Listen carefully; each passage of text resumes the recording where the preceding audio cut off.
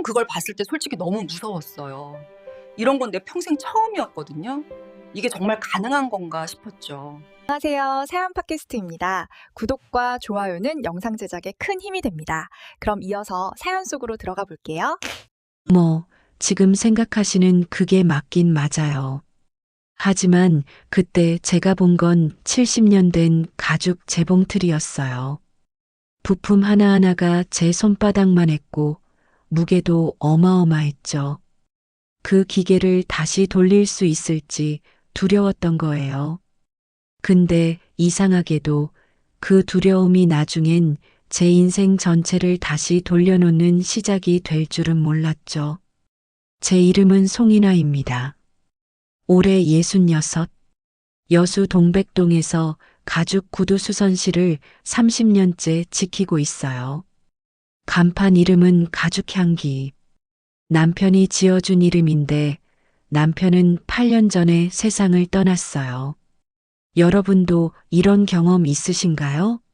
한 사람이 사라지면 그 사람이 차지했던 자리만큼 세상도 작아지는 느낌. 저는 남편이 떠난 뒤로 제 삶도 딱 그만큼만 살았어요. 새벽 5시 반에 일어나고 6시 반에 가게 문 열고 손님 구두 고치고 저녁에 혼밥하고 드라마 틀어놓고 잠드는 거. 그게 전부였어요. 한때는 가죽 냄새가 좋았어요. 새 가죽을 손질하면 은은한 향이 났고 남편이랑 둘이서 작업할 땐 그 냄새가 우리만의 세계 같았거든요. 그런데 혼자 남으니까 그 냄새가 그냥 낡은 가게 냄새로만 느껴지더라고요. 딸아이는 39인데 목포에서 학원 운영해요. 한 달에 한두 번 전화하고 명절이나 생일에 내려와요. 손녀 지우는 11살. 할머니 가게가 좀 구리다고 생각하는 나이죠. 이해해요. 요즘 애들은 다 그렇잖아요. 솔직히 말할게요. 저도 제가 이미 끝난 사람이라고 생각했어요. 여자로서, 아내로서 그런 역할은 남편이랑 같이 묻혔다고. 거울 볼 때마다 처진 눈꺼풀이랑 목주름 보면서 이제 그냥 할머니구나 싶었죠. 화장도 안 했어요.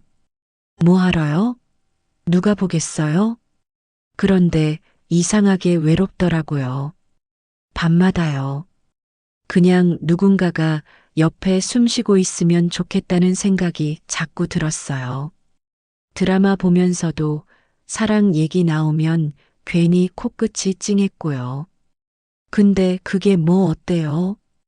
이 나이에 누가 날 봐준다고. 딸한테 한번 말했어요. 엄마 너무 외롭다. 그랬더니 딸이 뭐라고 했는지 아세요? 엄마, 취미 생활 하나 만들어. 등산이나 요가 같은 거. 취미요. 외로움이 취미로 해결되면 참 좋겠네요. 그렇게 8년을 살았어요. 그러다가 작년 3월이었어요. 봄이 막 오려던 때 가게 문을 열고 있는데 낯선 남자가 들어왔어요. 손에 낡은 가죽 서류 가방을 들고요. 그 가방이 제가 한 번도 본 적 없는 스타일이었어요. 프랑스제 빈티지 가방이더라고요. 60년대 거. 안녕하세요. 여기서 이런 가방도 고치시나요? 목소리가 차분했어요. 얼굴을 보니까 한 50 중반쯤? 흰머리가 조금씩 섞여 있고 안경 너머로 보이는 눈이 참 따뜻해 보였어요.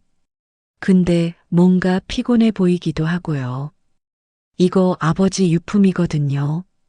손잡이 부분이랑 자물쇠가 많이 상했는데 고칠 수 있을까요? 저는 가방을 받아서 천천히 살폈어요. 가죽이 많이 말랐고 실밥도 여러 군데 뜯어져 있었죠. 근데 이런 물건이 주는 느낌이 있잖아요. 세월이랑 사랑이 같이 스며 있는 느낌. 저는 그게 좋았어요. 할 수는 있는데 시간이 좀 걸려요. 부품을 구하기도 어렵고 이 가죽이랑 똑같은 색을 맞추는 것도 쉽지 않아서요. 괜찮아요. 시간은 얼마든지 기다릴게요. 그렇게 말하면서 남자는 웃었어요. 그 웃음이 참 이상했어요. 슬프면서도 따뜻한 웃음이었거든요. 제 이름은 강태윤이에요. 혹시 작업하시면서 궁금한 거 있으면 전화 주세요. 명함을 주더라고요. 거기에는 이렇게 적혀 있었어요. 기록문화재단 아카이빙 디렉터 강태윤. 그 사람이 가고 나서도 한참 그 명함을 들여다봤어요. 아카이빙 디렉터, 무슨 일을 하는 사람일까? 그리고 왜 이렇게 낡은 가방을 그렇게 소중하게 여길까? 그날 저녁 처음으로 저는 남편 말고 다른 남자 생각을 하면서 잠들었어요. 아니, 생각이라고 하기도 뭐한데. 그냥 궁금했던 거예요. 그 사람은 어떤 삶을 살아왔을까? 왜 그렇게 슬픈 눈을 하고 있을까? 일주일 뒤 가방 작업이 절반쯤 됐을 때 전화가 왔어요. 사장님, 작업 어떻게 되고 있어요? 아, 네. 잘 되고 있어요. 다음 주쯤이면 끝날 것 같아요. 그럼 제가 중간에 한번 들러도 될까요? 작업 과정 좀 보고 싶어서요. 솔직히 좀 이상했어요. 보통은 다 되면 오라고 하거든요. 근데 뭔가 거절할 수가 없었어요. 네, 좋아요. 다음 날 오후 강태윤 씨가 왔어요. 이번엔 손에 커피 2잔을 들고요. 사장님 것도 샀어요. 혹시 아메리카노 괜찮으세요? 여러분, 저 그때 얼마나 당황했는지 아세요? 8년 만에 남자한테 커피를 받는 거잖아요. 게다가 제가 일하는 모습을 보려고 일부러 찾아온 거고요. 아, 네. 감사합니다. 저는 멋쩍게 커피를 받았어요. 그 사람은 제 옆에 앉아서 제가 가죽을 손질하는 걸 가만히 지켜봤어요. 말없이요. 그런데 이상하게 불편하지 않았어요. 오히려 그 시선이 좋았어요. 손이 참 야무지시네요.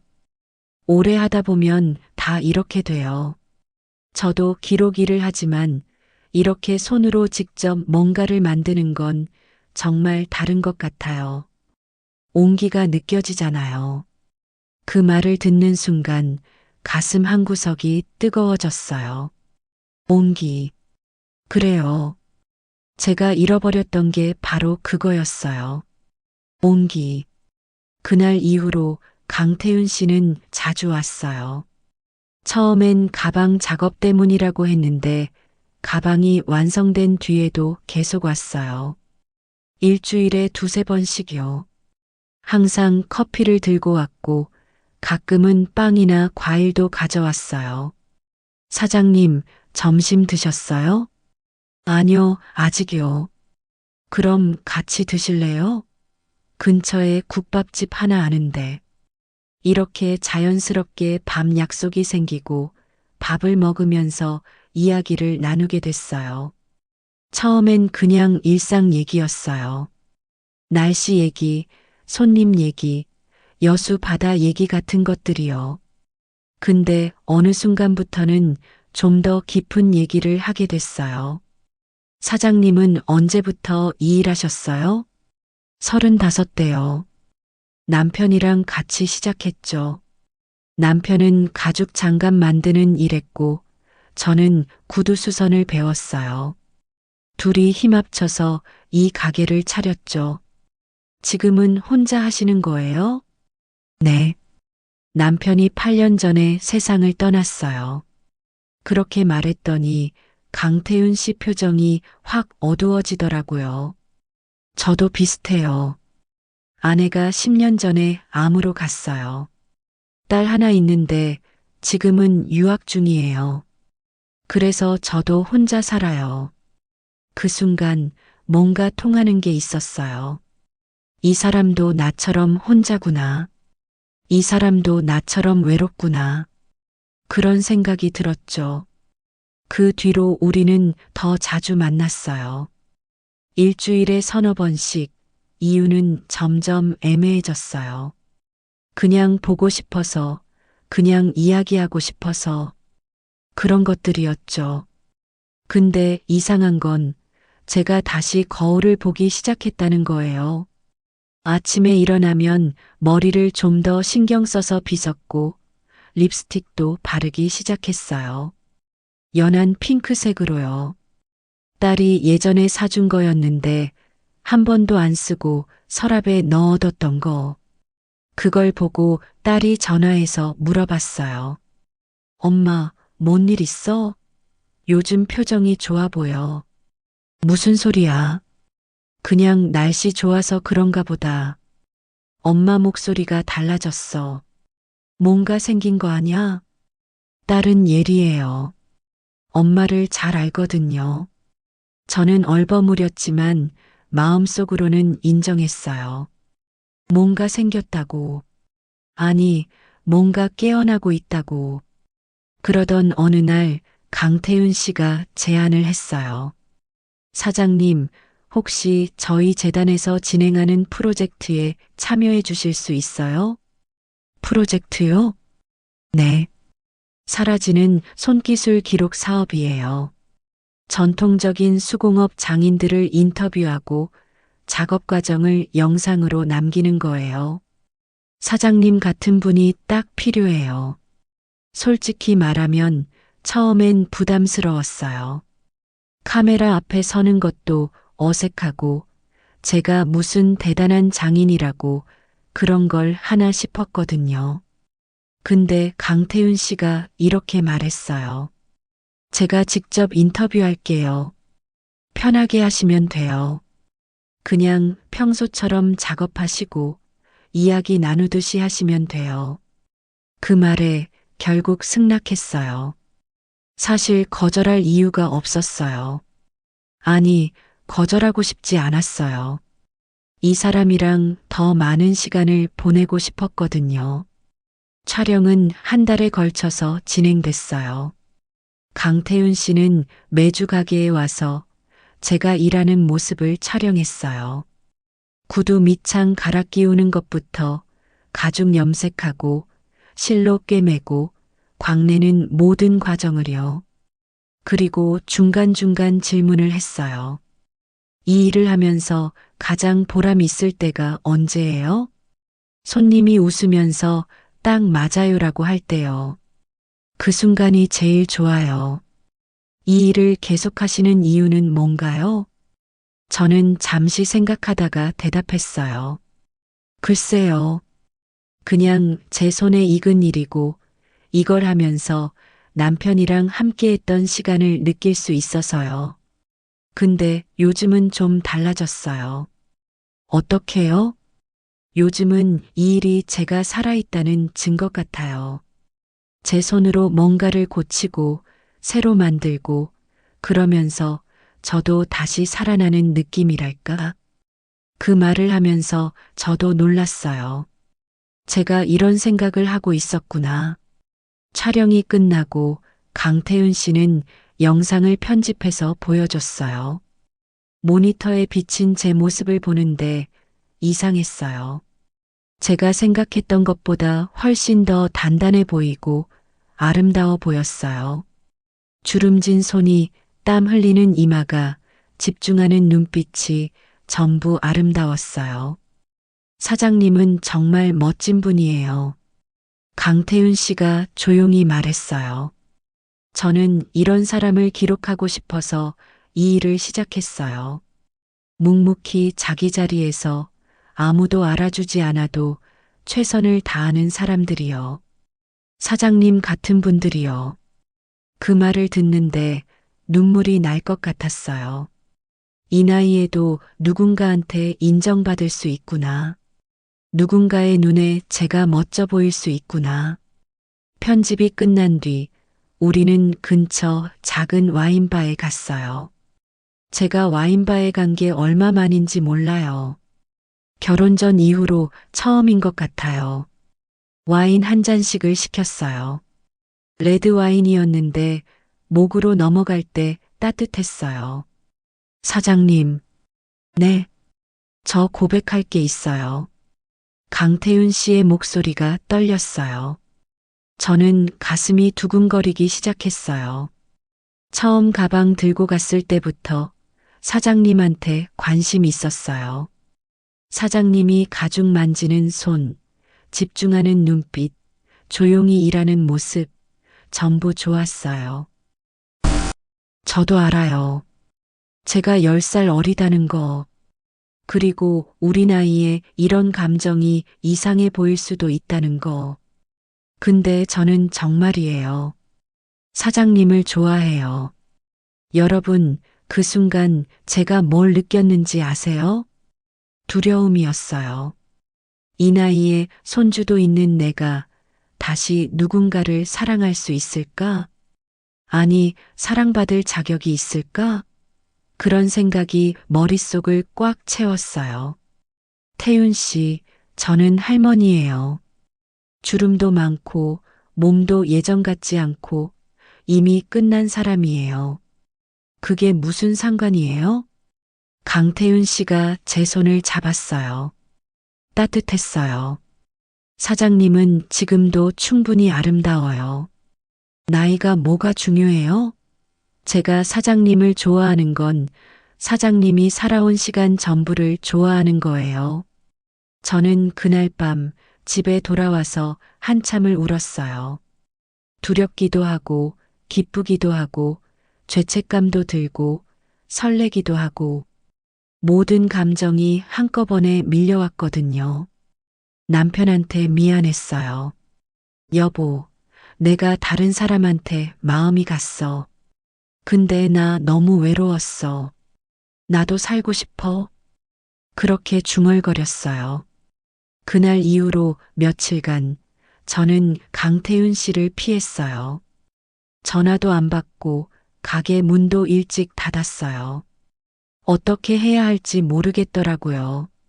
근데 일주일 뒤 강태윤 씨가 다시 왔어요. 이번엔 아무것도 들지 않고요. 사장님, 제가 부담드렸다면 죄송해요. 근데 딱 한 번만 제 얘기 들어주세요. 저는 고개를 들 수가 없었어요. 저도 사실은 겁이 나요. 제가 타고난 게 좀 특이해요. 네, 신체적으로요. 과거에 약혼한 사람이 있었는데 그 사람이 저를 보고 겁먹었어요. 괴물 같다고 했어요. 그 말에 저는 깜짝 놀라 고개를 들었어요. 뭔가 과한 편이에요. 일반적인 기준에서 많이 벗어났어요. 그래서 관계가 힘들 수도 있고요. 그게 트라우마가 됐어요. 그 이후로 저는 누구도 만나지 않았어요. 강태윤 씨의 눈빛이 슬펐어요. 근데 사장님을 만나면서 다시 용기가 생겼어요. 이 사람한테는 솔직해지고 싶다는 생각이 들었어요. 사장님이 저를 받아들여 주지 않아도 괜찮아요. 근데 적어도 진실은 말하고 싶었어요. 저는 그 말을 듣고 한참 동안 말이 없었어요. 이 사람도 상처가 있구나. 이 사람도 겁먹고 있구나. 그런 생각이 들었어요. 태윤 씨, 네, 저도 무서워요. 이 나이에 다시 시작한다는 게, 다시 여자가 된다는 게 너무 무서워요.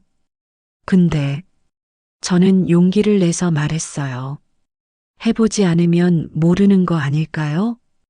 그날 이후로 우리의 관계는 달라졌어요.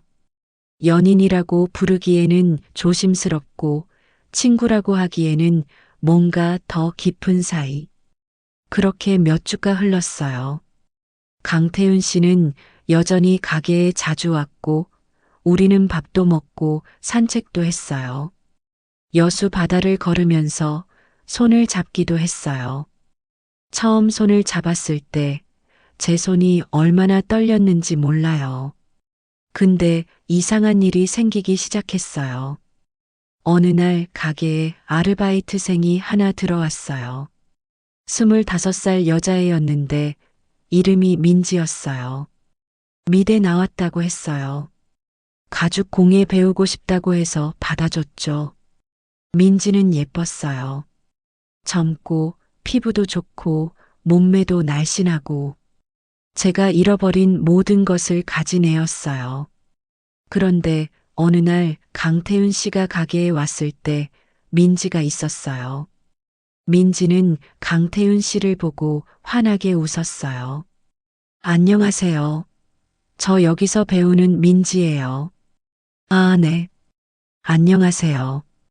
강태윤 씨는 예의 바르게 인사했어요. 근데 이상하게 저는 그게 신경 쓰였어요. 민지가 강태윤 씨한테 말 거는 게, 강태윤 씨가 민지한테 웃는 게 전부 신경 쓰였어요. 질투였어요. 이 나이에 질투라니. 우스웠지만 어쩔 수 없었어요. 그날 밤 저는 이상한 꿈을 꿨어요. 꿈속에서 민지가 제 앞에 서 있었어요. 그리고 말했어요.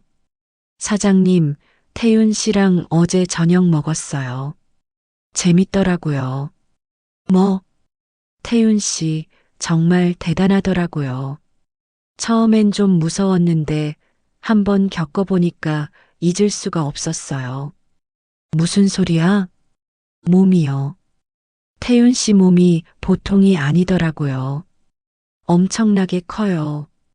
그리고 거기에 뭔가 있었어요. 뭐라고 해야 하지? 특별한 게 있었어요. 말로 설명이 안 돼요. 숨이 막힐 정도로 과했어요. 근데 그게 너무 좋았어요.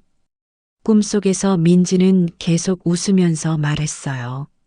사장님은 늙었잖아요. 이런 거 감당 못 하실 거예요. 태윤 씨 같은 사람은 젊은 여자가 필요해요.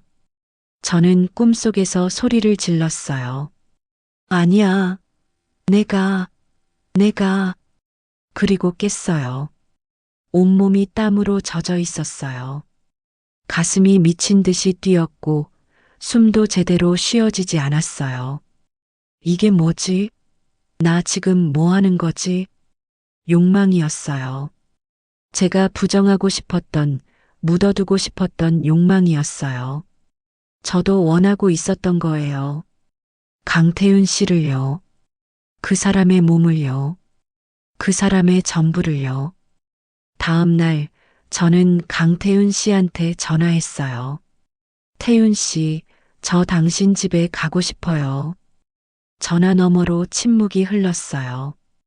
그리고 강태윤 씨가 조용히 대답했어요. 정말이세요? 네. 후회하지 않으실 거예요? 모르겠어요. 근데 해보지 않으면 평생 후회할 것 같아요. 그날 저녁 저는 처음으로 다른 남자의 집에 갔어요.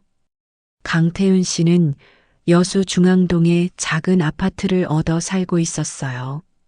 집은 단정했어요. 책도 많았고 아내 사진도 한 장 있었어요. 떨리시죠? 네. 저도 떨려요. 우리는 거실 소파에 나란히 앉았어요. 한참 동안 아무 말도 하지 못했어요. 그때 강태윤 씨가 말했어요. 사장님, 제가 아까 말했던 거 기억하세요? 제 몸이 좀 다르다고.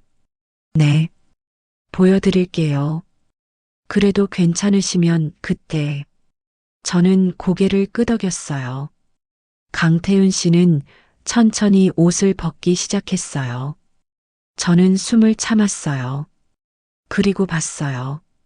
솔직히 말할게요. 처음엔 놀랐어요. 남편하고는 전혀 달랐어요. 크기도 크기지만 뭔가 특이한 부분이 있었어요.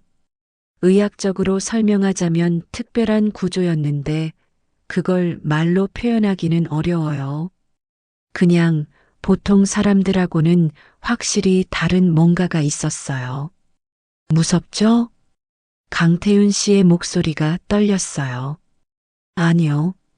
저는 정직하게 대답했어요. 놀랍긴 한데 무섭진 않아요. 그냥 신기해요. 정말이에요? 네. 저는 손을 뻗어서 강태윤 씨의 손을 잡았어요. 저도 제 몸이 부끄러워요. 주름도 많고 처졌고 폐경도 한 지 오래고. 근데 당신이 저를 봐줬잖아요. 저도 당신을 볼게요. 그날 밤 우리는 조심스럽게 하나가 됐어요. 처음엔 정말 조심스러웠어요. 강태윤 씨는 계속 물었어요. 괜찮으세요? 아프지 않으세요? 그리고 천천히, 정말 천천히 움직였어요. 솔직히 말하면 처음엔 두려웠어요. 이게 들어갈까? 내 몸이 받아들일 수 있을까? 그런 생각이 들었거든요. 근데 강태윤 씨가 너무 배려해줬어요. 천천히, 조금씩 제 몸이 적응할 때까지 기다려줬어요. 그리고 어느 순간 제 몸이 그걸 받아들이기 시작했어요. 여러분, 제가 이런 말 해도 될지 모르겠는데 이 나이에도 몸은 느껴요. 아니, 어쩌면 젊었을 때보다 더 강렬하게 느껴요. 왜냐하면 이제 저는 알거든요. 이게 얼마나 소중한 순간인지를요. 남편하고 있을 때는 그냥 부부의 의무 같은 느낌이었어요. 사랑하긴 했지만 그렇게 강렬하지는 않았어요. 근데 강태윤 씨하고는 달랐어요. 압도적이었어요. 제 몸이 말라서 끝난 줄 알았던 제 몸이 다시 깨어나는 느낌이었어요. 숨이 가빠지고 심장이 터질 것 같고 온몸이 뜨겁고. 인화 씨, 강태윤 씨가 제 이름을 불렀어요. 그 목소리가 얼마나 간절했는지 몰라요. 괜찮아요. 더 해도 돼요. 제가 대답했어요. 그리고 우리는 밤새도록 서로를 안았어요. 끝나고 나서 저는 강태윤 씨 품에 안긴 채로 울었어요. 왜 우세요? 행복해서요. 정말이었어요. 이 나이에 할머니인 내가 다시 여자로 느껴지는 게 너무 행복했어요. 태윤 씨, 네, 저 다시 살 수 있을 것 같아요. 강태윤 씨는 저를 더 꽉 안아줬어요. 그날 이후로 제 삶은 완전히 바뀌었어요. 매일 아침 일어나면 기분이 좋았어요. 거울을 보면서 웃게 됐어요. 주름이 보여도 처진 살이 보여도 상관없었어요. 나는 여자구나. 나는 살아있구나. 그런 생각이 들었거든요.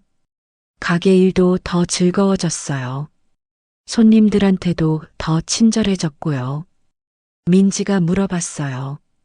사장님, 요즘 왜 이렇게 좋아 보여요? 무슨 일 있어요? 그냥 날씨가 좋아서 그런가 봐. 저는 웃으면서 대답했어요. 민지는 모르겠죠.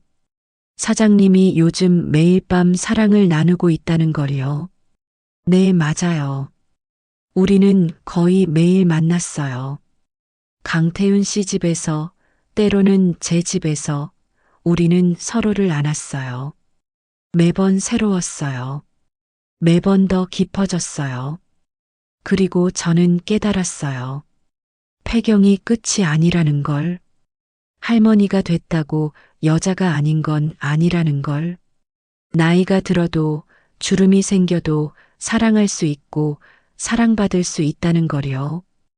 이 나이에 저는 다시 태어났어요. 근데 여러분, 문제는 여기서부터였어요. 세상은 우리를 그렇게 쉽게 놔두지 않았거든요. 우리가 사귀기 시작한 지 석 달쯤 됐을 때였어요. 동백동 상인의 모임이 있었어요. 한 달에 한 번씩 동네 식당에 모여서 저녁 먹고 이야기 나누는 자리였죠. 저는 30년 넘게 이 모임에 나갔어요. 그날도 평소처럼 갔는데 분위기가 이상했어요. 언니들이 수군수군거리면서 저를 쳐다보는 거예요. 인화야, 너 요즘 젊은 남자랑 만난다며? 옆집 반찬 가게 하는 정숙 언니가 물었어요. 68살이에요. 네. 누가 그러던가요? 동네 사람들이 다 봤어. 너 손잡고 바닷가 걷더라며? 그 남자 누구야? 아들뻘 되는 사람 아냐? 제 얼굴이 확 달아올랐어요. 아니, 그게 10살 차이 나요. 아들뻘까지는 10살이면 엄청 어린 거지. 인화야, 정신 차려. 내 나이가 몇인데 그래? 손주도 있잖아. 그게 무슨 상관이에요? 제가 반박했어요. 나도 사랑할 수 있어요. 나이가 많다고 사랑하면 안 돼요? 그게 아니라 쪽팔리잖아. 동네에서 뭐라고 할지 생각 안 해봤어? 슈퍼하는 미경 언니가 끼어들었어요. 인화야, 솔직히 말할게. 그 나이에 그런 거 한다는 게 좀 그렇잖아. 우리도 다 겪어봐서 아는데 그냥 외로우니까 착각하는 거야. 정 외로우면 교회 나가든지 등산 동호회 가든지 해. 그 말을 듣는 순간 화가 났어요. 정말 화가 났어요. 착각이 아니에요. 저 진심이에요. 진심? 하. 인화야, 그 남자가 너한테 진심일 것 같아? 나이 든 여자한테? 분명히 뭔가 다른 목적이 있을 거야. 돈이든 뭐든. 그 순간 저는 자리를 박차고 일어났어요. 언니들, 제 인생은 제가 살아요. 더 이상 이 얘기하고 싶지 않아요. 집에 돌아와서 한참을 울었어요. 분하고 창피하고 외롭고 나는 뭘 잘못한 거지? 사랑하는 게 죄야? 나이 들면 사랑하면 안 되는 거야? 강태훈 씨한테 전화하고 싶었지만 할 수 없었어요. 이 사람한테까지 짐이 되고 싶지 않았거든요.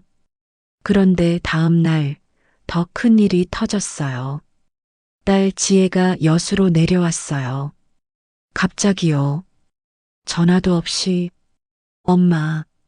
지혜야, 무슨 일이야? 엄마, 남자 만나는 거 진짜야? 누가 그러던? 동네 사람들한테 연락 왔어. 엄마가 젊은 남자랑 사귄다고. 엄마, 이게 무슨 짓이야? 딸의 목소리가 떨렸어요. 화가 나 있었어요. 지혜야, 엄마도 외로웠어. 엄마도 살고 싶었어. 그렇다고 이게 말이 돼? 엄마 나이가 66이잖아. 그 남자는 뭐야? 몇 살인데? 55이야. 10살이나 어린 남자를. 엄마, 정신 차려. 사람들이 뭐라고 하는지 알아? 다들 비웃어. 엄마가 늙어서 정신 나갔다고. 그 말에 저는 주저앉고 싶었어요. 지혜야. 엄마, 나 창피해. 진짜 창피해. 내 친구들한테도 연락 왔어. 엄마가 이상한 사람 만난다고. 엄마, 그 사람이랑 헤어져. 제발. 딸은 울면서 말했어요. 그리고 그날 바로 돌아갔어요. 저는 며칠 동안 강태윤 씨를 피했어요. 전화도 안 받았어요. 가게에 오면 바쁘다고 돌려보냈어요. 일주일쯤 지났을 때 강태윤 씨가 다시 왔어요. 이번엔 문을 두드리면서 소리쳤어요. 인화 씨, 나예요. 문 좀 열어줘요. 저는 어쩔 수 없이 문을 열었어요. 왜 피하세요? 무슨 일 있어요? 강태윤 씨의 눈이 빨갛게 충혈돼 있었어요. 태윤 씨, 우리 이제 그만 만나요. 왜요? 사람들이 뭐라고 하는지 알아요? 다들 우리를 비웃어요. 제 딸도 창피하다고 그래요. 손녀한테도 안 좋은 영향 갈 거예요. 그래서 포기하시게요? 강태윤 씨의 목소리가 떨렸어요. 저는 진심이에요. 인화 씨, 저는 당신이 없으면 못 살아요. 당신을 만나고 나서 제가 다시 살아났어요. 제발, 안 돼요. 이건 안 돼요. 우리는 안 맞아요.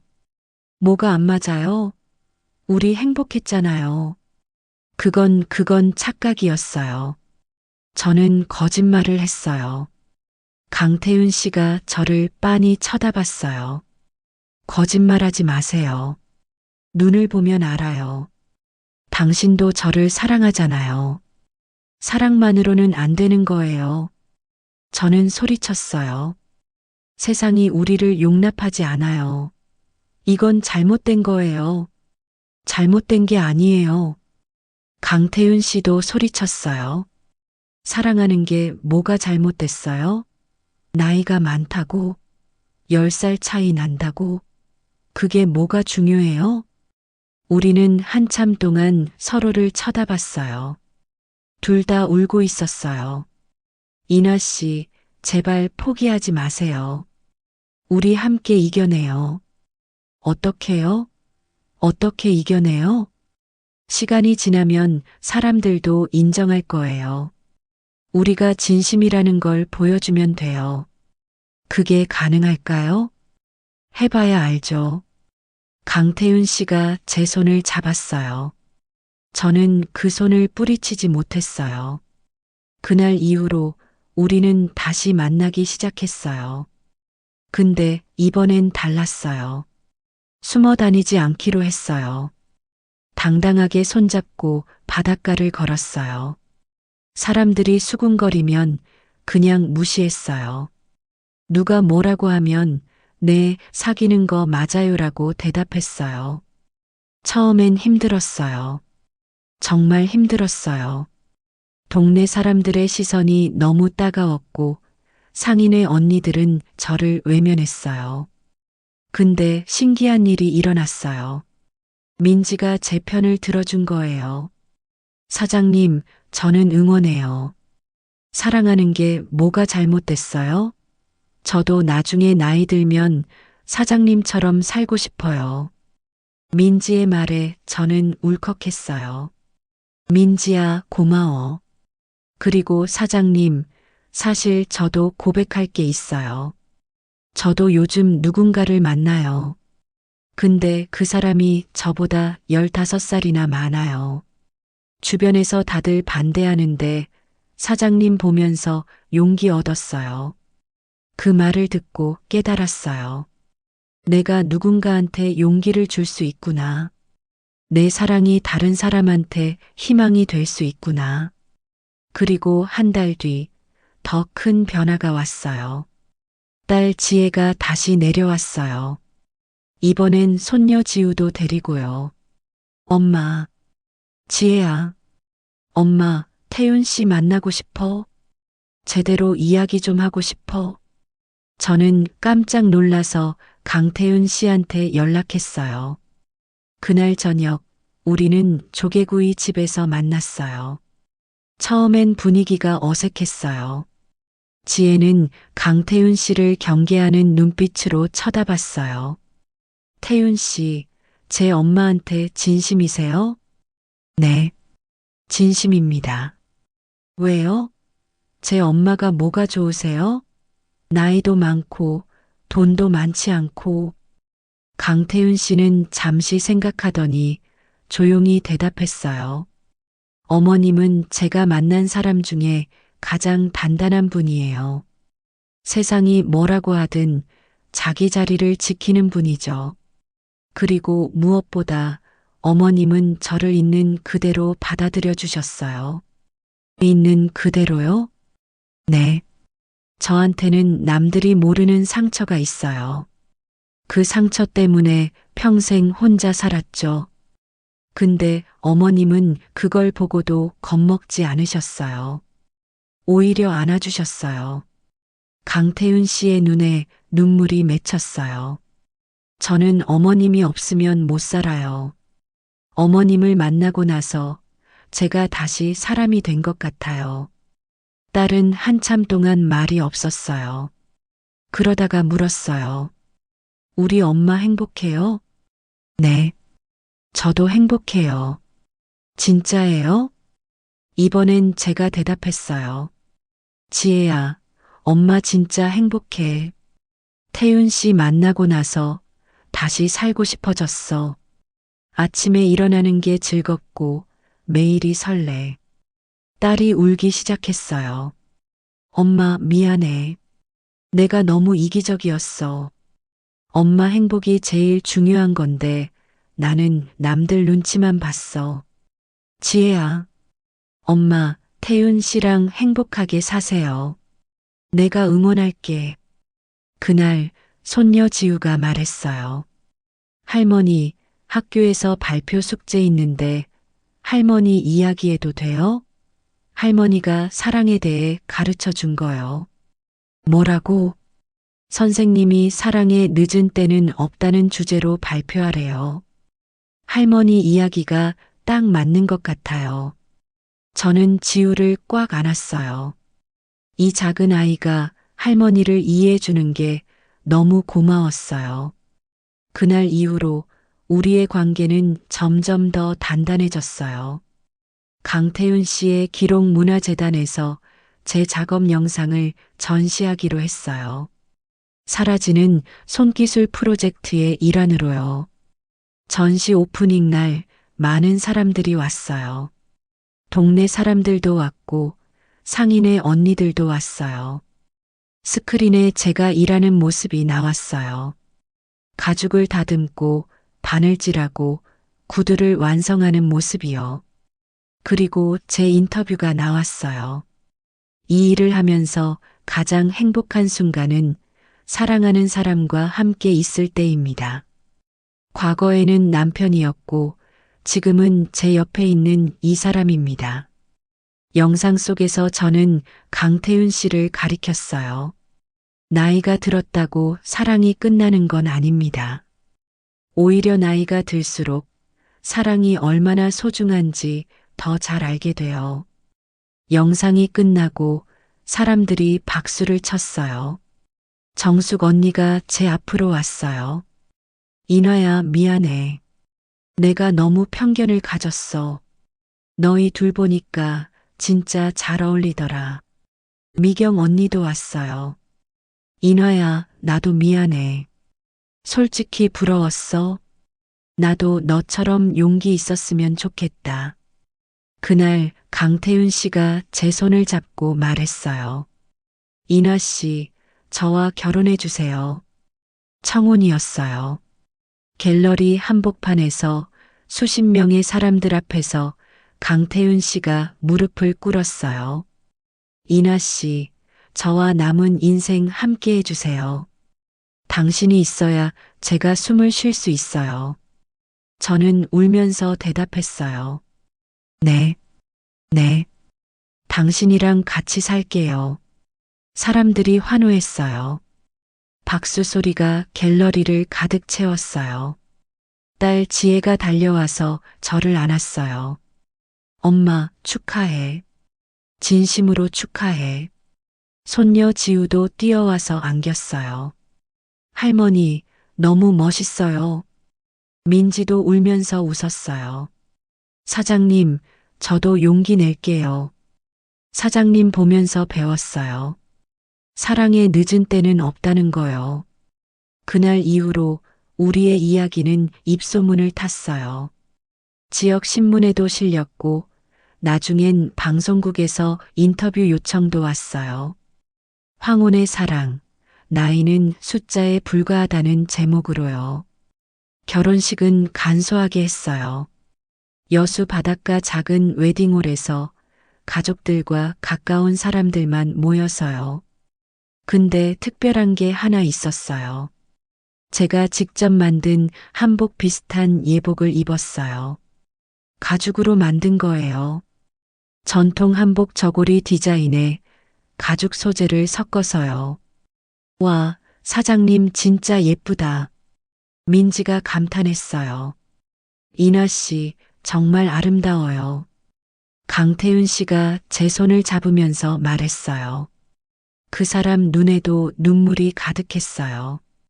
주례 없이 우리끼리 서약을 했어요. 송이나, 오늘부터 당신의 남편이 되는 강태윤입니다. 앞으로 남은 모든 날들을 당신과 함께 웃으며 살겠습니다. 강태윤, 오늘부터 당신의 아내가 되는 송이나입니다. 당신이 제게 다시 살아갈 용기를 줬어요. 그 은혜를 평생 갚으며 살게요. 우리는 키스했어요. 66과 55의 키스. 그런데 그 키스가 얼마나 달콤했는지 몰라요. 피로연 자리에서 지우가 발표를 했어요. 학교 숙제로 준비한 거였어요. 저희 할머니는 66살에 다시 사랑을 시작하셨어요. 처음엔 사람들이 이상하게 봤대요. 나이가 많다고 할머니는 사랑하면 안 된다고요. 근데 할머니는 포기하지 않으셨어요. 지우가 또박또박 읽었어요. 할머니가 저한테 그러셨어요. 지우야, 사랑에 늦은 때는 없어. 내가 살아있는 한 언제든지 사랑할 수 있어. 저는 이 말을 평생 기억할 거예요. 손님들이 박수를 쳤어요. 저는 눈물이 멈추지 않았어요. 결혼 후 우리는 강태윤 씨 집으로 이사했어요. 가게는 그대로 운영했고 강태윤 씨는 매일 가게에 같이 출근했어요. 사장님, 아니, 이제 사모님이라고 불러야 하나요? 민지가 농담했어요. 그냥 사장님이라고 불러. 편한 게 좋아. 우리는 웃었어요. 신혼생활은 솔직히 말할게요. 젊은 사람들 부럽지 않았어요. 밤마다 우리는 서로를 안았어요. 강태윤 씨의 특별한 몸은 이제 더 이상 두렵지 않았어요. 오히려 그게 저를 더 살아있게 만들었어요. 인화야. 응? 행복해? 당연하지. 당신은? 나도. 우리는 그렇게 매일 밤 속삭였어요. 여러분, 제가 이 나이에도 여자로 느껴진다는 게 얼마나 신기한지 아세요? 폐경한 지 10년도 넘었는데 제 몸이 아직도 반응해요. 강태윤 씨가 저를 만질 때마다 제 몸이 뜨거워져요. 이게 사랑인가 봐요. 육체의 나이를 넘어서는 뭔가. 결혼한 지 6개월쯤 됐을 때 방송 인터뷰가 있었어요. 전국 방송이었어요. 송이나 씨, 66에 재혼하신 소감이 어떠세요? 제 인생의 가장 큰 모험이었어요. 근데 후회 없어요. 아니, 오히려 더 일찍 용기 내지 못한 게 후회돼요. 주변 반대도 심했다고 들었는데요. 네. 처음엔 다들 반대했어요. 나이 차이 때문에, 사회적 시선 때문에. 근데 저는 생각했어요. 제 행복이 제일 중요하다고. 남들이 뭐라고 하든 제가 행복하면 되는 거라고요. 많은 중장년분들이 외롭다고 하시는데 그분들께 해주고 싶은 말씀이 있으신가요? 저는 카메라를 똑바로 쳐다보면서 말했어요. 여러분, 포기하지 마세요. 나이가 들었다고, 주름이 생겼다고, 몸이 예전 같지 않다고 사랑을 포기하지 마세요. 우리도 살아있어요. 우리도 따뜻한 사람이 필요해요. 제 목소리가 떨렸어요. 저는 남편이 세상 떠난 뒤로 8년 동안 그냥 죽은 사람처럼 살았어요. 여자로서는 이미 끝났다고 생각했죠. 근데 강태윤 씨를 만나고 나서 다시 살고 싶어졌어요. 아침에 눈 뜨는 게 즐거워졌어요. 구체적으로 어떤 점이 달라졌나요? 모든 게 달라졌어요. 제 몸이 다시 깨어났어요. 제가 여자라는 걸, 아직도 사랑받을 수 있는 사람이라는 걸 깨달았어요. 저는 숨을 깊이 들이쉬었어요. 사랑에 늦은 때는 없어요. 정말이에요. 60이든 70이든 여러분이 살아계신 한 언제든지 사랑할 수 있어요. 두려워하지 마세요. 용기를 내세요. 방송이 나간 뒤 반응이 폭발적이었어요. 게시판에 댓글이 수천 개 달렸어요. 울면서 봤습니다. 저도 용기 내겠습니다. 62인데 이혼 후 15년 혼자 살았어요. 이제 다시 시작해 보려고요. 엄마한테 이 영상 보여드렸더니 우시더라고요. 엄마도 외로우셨나 봐요. 그 댓글들을 보면서 저는 깨달았어요. 제 이야기가 누군가한테 힘이 되고 있구나. 제가 용기 낸 게 누군가한테 희망이 되고 있구나. 그리고 지금 결혼한 지 1년이 됐어요. 저는 여전히 가게를 운영하고 강태윤 씨는 여전히 기록 일을 해요. 근데 이제 우리는 혼자가 아니에요. 서로가 있어요. 매일 아침 일어나면 옆에 누군가 있어요. 숨소리가 들려요. 그 따뜻함이 있어요. 매일 밤 우리는 서로를 안아요. 나이 든 몸이지만 서로한테는 가장 아름다운 몸이에요.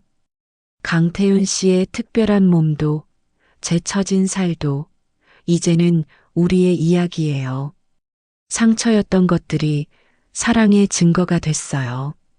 어젯밤 강태윤 씨가 제 주름진 손을 잡으면서 말했어요. 인화야, 이 손이 제일 예뻐. 거짓말. 주름투성이잖아. 이 주름 하나하나가 당신이 살아온 시간이잖아. 그게 아름다운 거야. 저는 그 말에 울었어요. 행복해서요. 여러분, 저는 66살에 다시 태어났어요. 폐경하고 할머니가 되고 모든 게 끝난 줄 알았는데 아니었어요. 제 몸은 아직도 느껴요. 제 마음은 아직도 뛰어요. 저는 아직도 여자예요.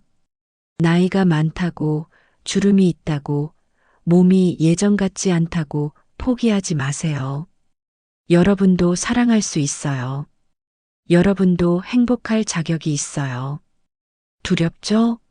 저도 두려웠어요. 부끄럽죠? 저도 부끄러웠어요. 근데 해보지 않으면 모르는 거예요. 용기를 내지 않으면 영원히 모르고 살게 돼요. 저는 용기를 냈어요. 그리고 제 인생이 완전히 바뀌었어요. 여러분도 할 수 있어요. 사랑에 늦은 때는 없어요. 정말이에요.